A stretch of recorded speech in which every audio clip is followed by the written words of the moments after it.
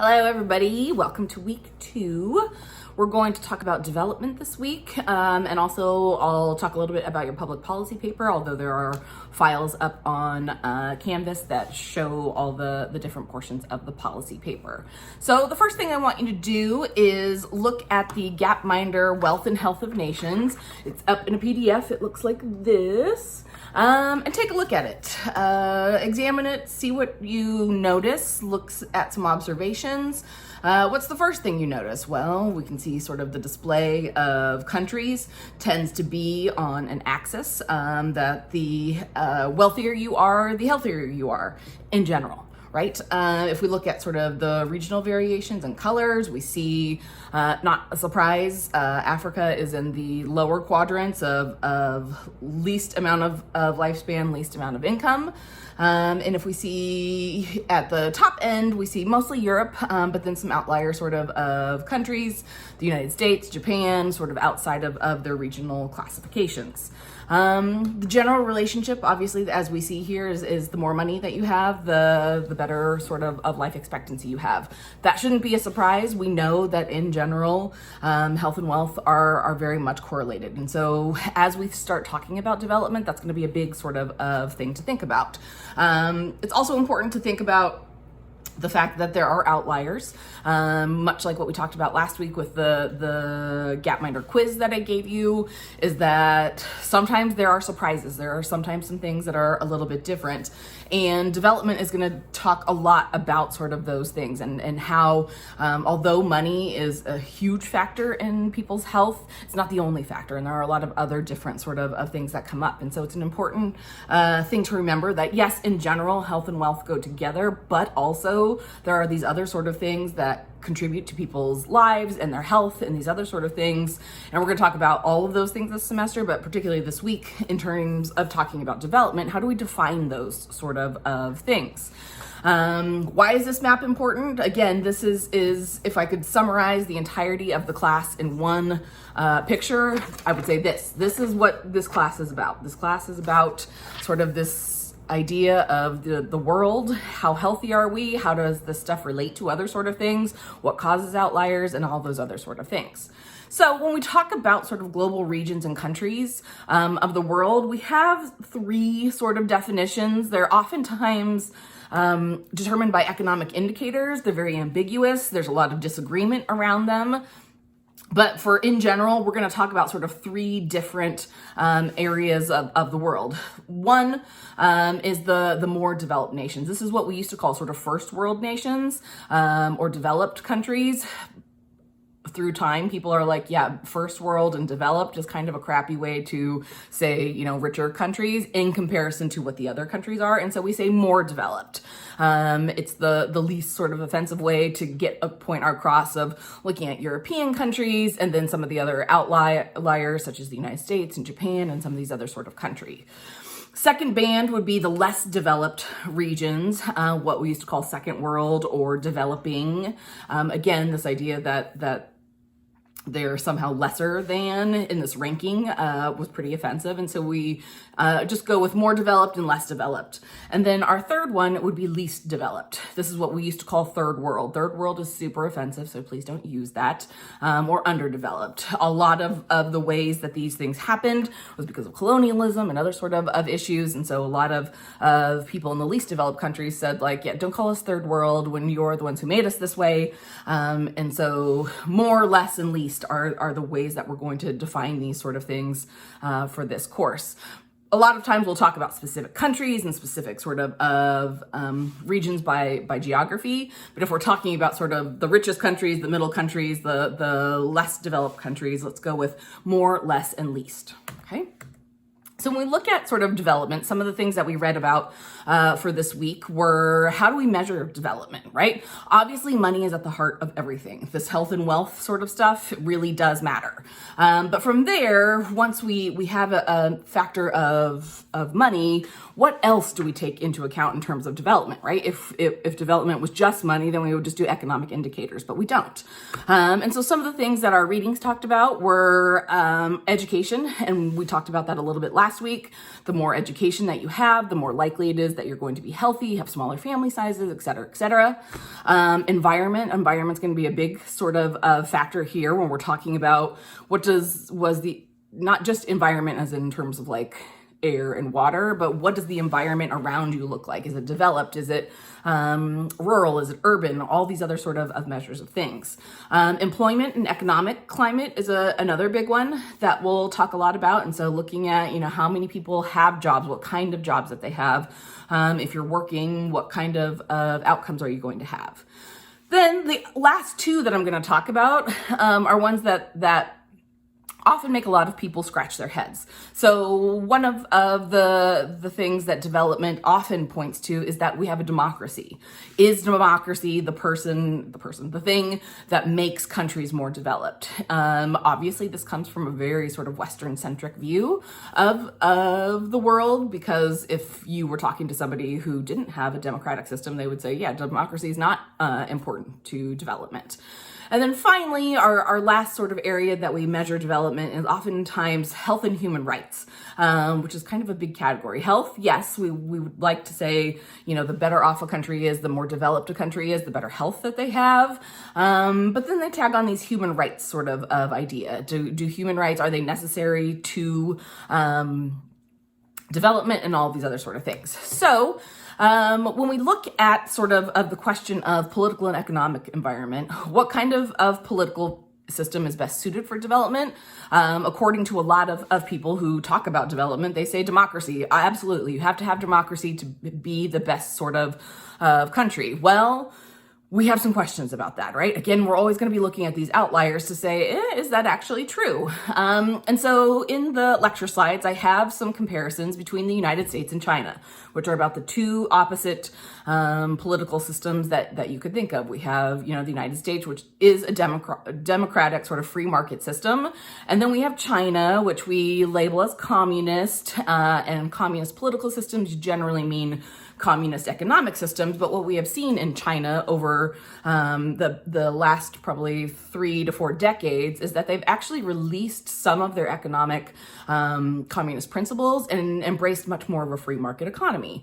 And so that becomes then a political and economic sort of question. If we look at how well we are doing in terms of money and finances as measured by GDP, as measured by economic growth, well, actually, China's been doing a way better job of growth than the United States. Now, there's lots of reasons for that, and they're complex and these other sort of things. But if we were just to, all things considered, look at ratios and maps, like I have on the lecture slides, if we look at those, actually, China's doing way better as an economic system, and they for sure are not democratic.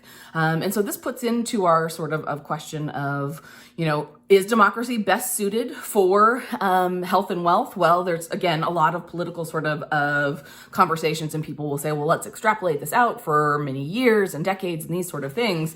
But just looking right now, currently, sort of as a contemporary view, China's doing a pretty good job with their economic health, and that translates to a lot of health related sort of issues. And so is democracy really the key sort of factor? Again, a lot of political scientists will argue bigger picture questions about sort of political systems and other sort of things. But just looking at raw numbers, yeah, that starts to put us into a little bit of doubt. Next, we would talk about human rights. Are human rights necessary for development? Another one to look at in this sort of way is looking at a comparison between China and India.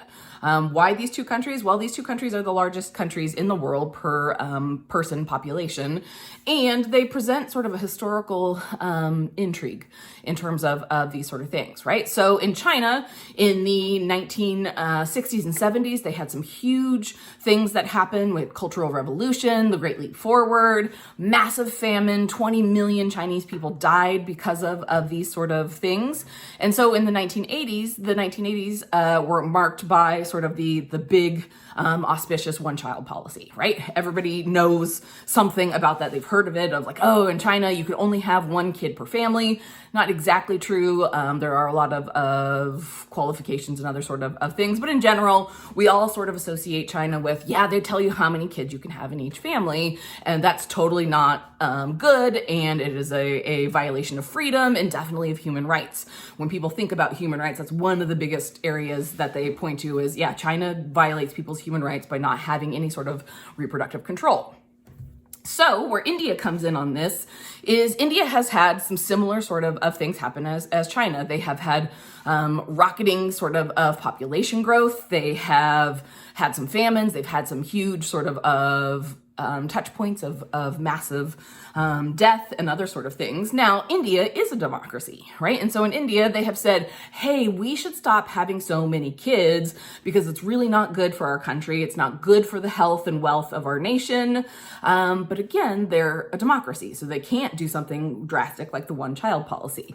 And so in India, they have strongly encouraged over and over and over, hey, we should stop having such big families. We should have much smaller families. Let's limit the family size. And resoundingly, it's been a failure. In India, they tend to have very large families. So having 7 or 9 children is not uncommon. And so what we've seen in India is that despite sort of governmental encouragement to stop having big families, it hasn't worked, right? And so when we look at these sort of things, again, we go back to these economic indicators. If we compare China and India in terms of economic indicators, well, China's doing a lot better than India. India has a lot of poverty and has a lot of other sort of issues and a lot of health outcomes that are not great. So if we're looking at human rights as one of our measures, well, again, China is that touchstone that says, yeah, actually, we did this thing that was not fun or popular, and we know that it's a grievous sort of thing by allowing people to not have family sizes that they want, and yet the overall sort of perspective is it has helped us. And so a lot of people in China, both people just plain sort of lay people and other people say, yeah, like we don't want it to be like this, but we also want the good of our country, right? And a lot of what we see comes down to individualistic societies versus communal societies. And so in China, they're a communal society and they say, yeah, it sucks that we can't make our individual choices about family size, but we're doing it for the good of the nation. We're doing it for everybody because we're a communal society. And by and large, it's worked. Now, I'm not saying that I am a supporter of the one-child policy or that it's a great sort of idea. But again, if we're just looking at it from a development perspective, and if we're looking at it from sort of how it's affect economies, and we're doing a comparison between China and India, China's really been kicking butt because of their one-child policy. And India, not so much because they are a democracy and they can't violate human rights in that sort of way. So are human rights necessary for development? I don't know. If we look at this sort of case, it doesn't make a very strong one, right? When we think about human rights as an extension of this and political freedom, another thing that comes up in terms of sizes of families and people, if we look, besides just sort of the economic indicators, let's look at the environment, right? As I said, the environment is a pretty big thing. When people think of bad air quality, bad sort of things, they think of China a lot because there are a lot of issues. But oftentimes, again, what we don't think about is that India also has a lot of air pollution because of the amount of people that live there, the other sort of environmental factors. We have a lot of loss of water. And so the Ganges is a very dirty sort of river. There's a lot of religious importance to it, some other sort of things, the amount of cars that people have, all of those sort of things. And so, yes, if we're measuring it in complete economic indicators, there's some good sort of things there. But even if we're looking at environmental factors, there's also some big pictures there where, yeah, China's trying really hard to reduce air pollution in a lot of ways. Again, there's exceptions to that and people can argue that. But they are saying if we have less people, we'll have a less polluted environment. And compared to India, that tracks and it makes a lot of good sense. Finally, one of the other big areas that I think are really important to talk about when we talk about development is brain drain. So brain drain is the idea that countries who are poor and less developed and have not a lot going for them, people who are smart and are able to get out of there and they leave and they go to other countries because there's more development and more opportunity, more other sort of things. And what happens in that sort of process is that the best and the brightest leave the countries where they are from to go to countries that have a lot more economic development and other sort of things, which only further enriches those. And so it's a perpetuating sort of cycle thinking about these sort of things. If we really wanted to do something for the world, what we would do is for our immigration policies, like say here in the United States, would be to say, no, we don't want any of your best and brightest. We want your poorest and your least well off, because if they come here and we are able to help them develop there and you keep your best and your brightest, then your country will raise up in a lot of different sort of ways. That is clearly not our immigration policy, nor will it probably ever be. And so what we see is that the poorer regions of the country and these less developed regions of the country or of the world tend to continue to lose their best and brightest. Their skilled people leave, their most intelligent leave, and so it only further drives them down. And so we have to think about those sort of things when we talk about human rights and environmental sort of factors. We want to be able to welcome immigration. We believe in a lot of these ideas. And yet when we do that, we're actually contributing to the downfall of a lot of different countries. And so it's something that's really important to think about. Finally, one of the things that your readings talked about was about foreign aid. How do we best help countries to rise out of their situation, right? We would like for people to be wealthier and healthier and all these sort of things because it would make the world better in general. And so how do we do that? One of the readings from this week and some of the other sort of things I've had you look at, we're talking about foreign aid. Is foreign aid a good thing? We would think that, when people are not doing well, we should give them support. Some of the arguments are, well, with foreign aid, they've done more harm than good. So I have a very complicated flowchart in the lecture slides that talk about what happens when we give foreign aid, right? When we give foreign aid, it's mostly given in terms of money, right? If we give money and it's used well, then people benefit, right? However, what we know in terms of corruption and some of the other sort of things is that in systems that are not as well controlled, politicians steal a lot of that money, right? In one of the articles, it was talking about not only do politicians steal this money, they then take that money and it leaves places like Africa. They put it in European banks, offshore accounts, those sort of things. And so when that happens, people continue to suffer, right? And so oftentimes people will say, well, we shouldn't give money, we should give in-kind support. So we should send skilled sort of workers, we should give them stuff rather than money, infrastructure sort of things, and then the people will benefit. However, most of the time in the countries where we're trying to make some donation, infrastructure is lacking. The one example that I really like to use is thinking about vaccinations, right? Vaccinations are a big topic right now, so it's a good one to look at. So if we want to support a less developed country and we say, you know what, we're going to give you a whole bunch of vaccines, let's say a polio vaccine, because polio is still something that plagues a lot of African countries. We want to give a polio vaccine. So there's that, right? That's the first part. But what does that actually mean? When we think about giving a polio vaccine, it doesn't just magically happen, right? To get a polio vaccine to a rural area, first of all, we're going to have to fly the vaccines from wherever they're coming from to the country that we're giving them to, right? Do they have good airports? Do they have a good development of those sort of things? Vaccines need to be temperature controlled. They have to be in pretty strict environments in terms of heat and cold and keeping all these other sort of things. Do we have that sort of capacity in the countries where we're donating? If they need to go out to rural areas, how are we going to keep them cold and temperature controlled and all these other sort of things as they get delivered? If the infrastructure is lacking, maybe you can't take commercial sort of 18-wheeler sort of trucks. Maybe they have to go out in different sort of ways. All of those sort of things prevent vaccines from getting to their intended recipients or have the possibility of the vaccine spoiling, and then we've lost sort of a lot of these sort of things.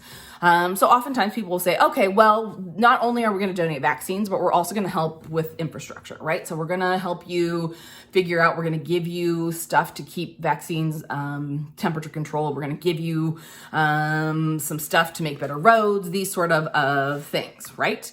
If that happens, great. But one of the other sort of things that often happens is that foreign ideas fail. We have a great idea because it works here in the United States, and we're like, hey, let's do this thing. We try to do the thing and it doesn't work out there. And so when foreign ideas fail, people continue to suffer. Even if they are successful, oftentimes what we're seeing and what one of the articles talked about was sort of building this dependency on other countries, right? This white savior sort of complex of like, well, we can't do any of this by ourselves, and so we need to have Americans, other people come in and fix everything for us, right? That creates this sense of dependency of we can't figure it out ourselves, or people don't think we can figure it out ourselves, and so then we have all of these sort of issues of building up sort of people infrastructure within countries.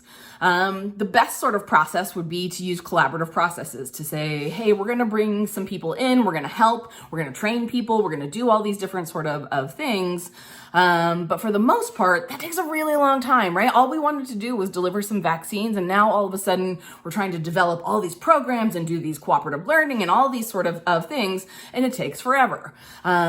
In general, when we think about sort of the United States and a lot of European countries, we're pretty time bound by our election process. People who are in power for 2 years or 4 years don't want to dedicate money that isn't going to show results for decades at a time, right? And so oftentimes what we see is money being thrown at the problem because it's the most efficient short-term sort of way to say, like, look, we tried, we helped in some sort of way, but then we also see that there are these other sort of issues. It would be great if we would do sort of the in-kind process that builds infrastructure that looked over sort of long periods of time. But most of the time, political sort of realities don't allow for that to happen. So what do we do? One of the things that I think is really important to look at is the idea of people benefiting versus people suffering, right? It's one thing to say in theory, like, oh, well, then too bad they don't get vaccines. But on the reality of that is if kids don't get vaccines, they die. And so when I say people benefit or people suffer, we really got to think about what does that mean? What does it mean for people to benefit or suffer? Does it mean just like, oh, their lives are a little bit better or their lives are a little bit worse? No, in a lot of cases, in a lot of ways, when we're talking about these sort of things, it means people die. And being able to say like, well, if we don't do something, then people die. And so for a lot of us, we think, you know what, we're going to do whatever we can, even if we know that there's not the best case sort of scenario, that all the money is going to go to whatever the project is. We think if enough of it goes to it, maybe we'll save some lives, right? And can we put numbers on these sort of things and lives? So this week, just some discussion questions sort of for you to think about. How has your perspectives of development changed from what you came into class when you just came in and the question of the week was sort of what is development? Now that you've learned more and you've thought more about these sort of things, how has that changed? Do we have a universal standard of development? Can we do something that's better than this sort of nebulous economics and human rights and education and these sort of things? How do we deal with contradictions and outliers to general correlations? How do we alleviate the suffering of the poor while the people at the top are the ones just making these academic sort of debates? Is there a way to make things fair for everyone, right? Can we say that, yes, every investment that we make is going to pay off in a really good way? And if not, does that mean that some lives are worth less than others, right? If we say, no, people shouldn't steal this sort of money, and well, I guess if people die because their countries suck and their politicians are corrupt, well, too bad for them. That's a pretty callous way of looking at these sort of things. And so it's really important for us to think about these sort of things. If we say we value human life in all sort of perspectives, shouldn't we do whatever it takes to save human life, no matter the cost? I think that's a big sort of thing that we're going to ruminate on in this semester. And then finally, how does this discussion of broader sort of work of public health, including thinking about public policies, how does this impact the work that we do this semester? In our understanding of sort of the global world, how do we think about these different perspectives and make public policies to say, yeah, we want to do the best that we can, but also knowing that sometimes we don't. What does that sort of mean? So I'm going to stop here because this was a really long video, and then I will do a separate video for your public policy paper. You will have a class activity that will be explained on Canvas that will be due by Sunday. And then next week, you'll have your week 3 reading and response due. And then the first step of your public policy paper is your annotated bibliography, which will be due in a couple weeks. All right, thanks. Bye.